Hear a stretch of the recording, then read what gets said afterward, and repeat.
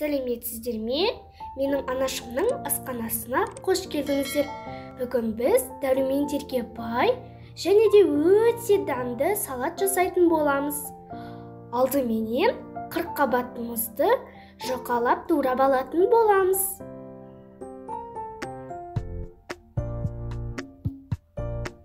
Ыдысымызға салып аламыз.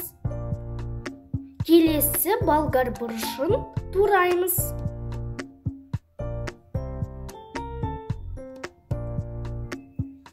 Салып аламыз.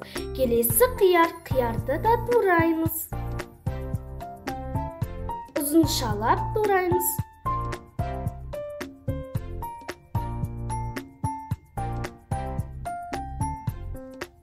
Салып аламыз. Келесі кезекте қызанақ.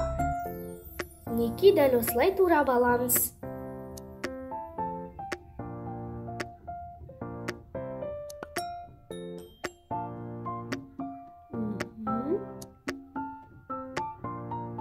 Мінекей дайын болды. Оның үстіне тұз салып араластырамыз. Мінекей салатымыз дайын болды. Жасап көріңіздер, өте дәмді болады.